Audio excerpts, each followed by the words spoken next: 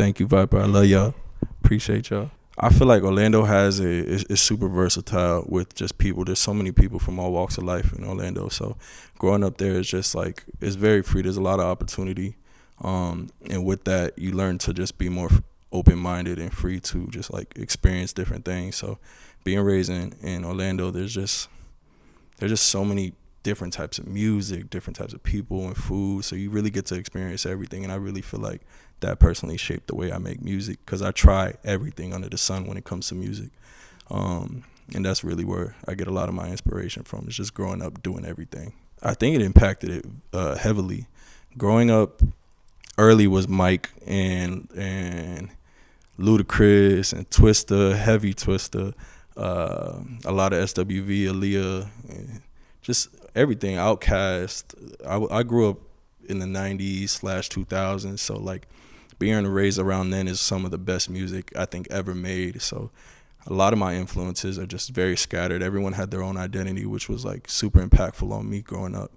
But being raised in the church, I definitely realized later in life that I gravitate towards soulful church-esque music. Even how I do my backgrounds in my music, a lot of the time it has a lot of like essence of that in some of the riffs and stuff in my music. So I feel like it didn't impact me early, but later in life I realized, I'm like, oh yeah, I get that from the church 100%.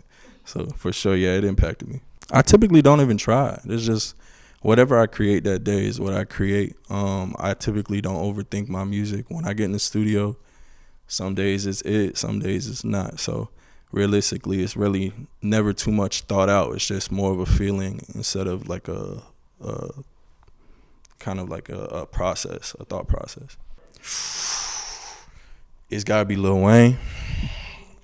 It's gotta be Lil Wayne. It's gotta be Kendrick. It's gotta be Jay-Z. And I would have to say it would have to be Andre 3000. Yeah. Just the way they impacted the culture was just, it's like no one else did it. And I think their flows and their essence is really why I would put them up there. Those guys just can't be recreated, and they never will be. So, yeah.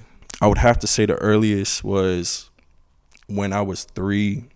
I asked my parents if I could perform for my birthday at the church, like for the crowd. And so they let me do it since they were the band at the church. And I think that was probably my earliest memory. Like I really wanted to like make people smile when I was younger. So yeah, I tried it when I was 3 and I was like playing bongos and shit like that. Yeah. For me, it's a lot of personal experiences. I think I speak from very real experiences, even if they're not mine. Like I've seen, or I have plenty of homeboys and shit that go through crazier shit than me, and when I talk to them, I'm like, oh yeah, I'm gonna take a piece of that. That's a song itself. But majority of my music is written from my own self experiences, because my past is messy, very messy, if we're being honest. But yeah, I have a lot to pull from over these next couple of albums. I think as an independent artist, the biggest challenge that I had was really finding my people. And then once I understood my people and was able to like really cultivate a team, that's when I realized doing everything is so much easier. Like you can't do it alone. For everyone out there, you have to have a team with you. And when you have a team, it makes life so much easier, especially as an independent artist. I would have to say performing in my hometown this past month, it was about like 10 days ago. It was in a venue that I always watch people perform in. And so getting my first chance to perform in it, it was a different experience. It was shout out to the Social, shout out to Orlando for pulling up, shout out to Florida in general. But yeah, that was a proud moment for me to be able to be on stage where somewhere I always looked up to other people at. Absolutely, yeah. I dropped a tear, I'm not gonna lie. Yeah, real shit. For me personally, staying motivated is the easy part. To be honest, I've wanted this so long that like now that I'm here, there's like no letting off the gas. There's like I don't see any reason to not be motivated. I worked 10 plus years to get to this moment. That's all the motivation I needed, to be honest. I produce a lot of my own music. I feel like they're catching on to that now. I typically start a lot of the beats that I make or that I record on, and then I bring in my team Luxury Lane after the fact. But typically, every song that I make starts with me alone in a room. They don't. And they don't. Nah, they showed out as much as the U.S. to me. I feel like they came when I got to see everybody. The crowd showed me so much love. It felt like I was home in a weird way. Like I've never touched overseas before. It's my first time in London, and it just felt so loving. Like there wasn't any change. It felt like I was right back home.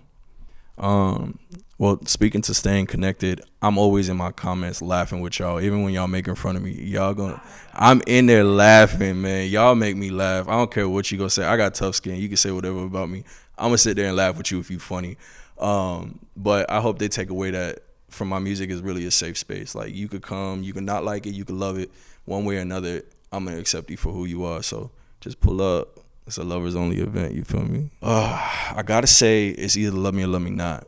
And speaking to what I just spoke to, it's like, hey, that's real as fuck for me. It's like, yo, you can love me, you can not love me. Like no matter what, I'm gonna be good. So yeah, that's definitely the song for me. Drugs and Lullabies was really to create a safe space for lovers in general. So my brand is called Lovers Only. So I speak about a lot of love on the good side and the bad side of love. And on the project, there's a little bit of all of that sprinkled across it. So when listeners come to listen to my music, if you're good at love or you're bad at love, there's going to be a song on there for you. So when it came to Drugs and Lullabies, it's a safe space for lovers. For me personally, I really want to connect with my fans in person. I want to, even though we just finished our tour, I'm itching to go on tour again. I want to see all overseas. I only did London this time. I want to go to Paris. I want to go to Amsterdam. And outside of that, just giving y'all more music. Like I have 400 plus songs in my hard drive. So just over the next couple of years, giving that to you guys. Yeah. Heavily, every aspect of artistry kind of impacts me. When I was younger, I picked up graphic design in high school. So I'm also a graphic designer and a painter and a drawer, and I do a lot of my own tattoos and stuff like that. So with that being said, like everything about art that has to do with the music is just the small part for me. Like everything else that goes around it, the branding and stuff like that is what really intrigues me. I would say really find your people, fine tune your sound, and post as much content as you possibly can. For all my independent artists out there, I know you hate to hear it, but content is key, and it's free marketing in the palm of your hand. So please do it. A positive one.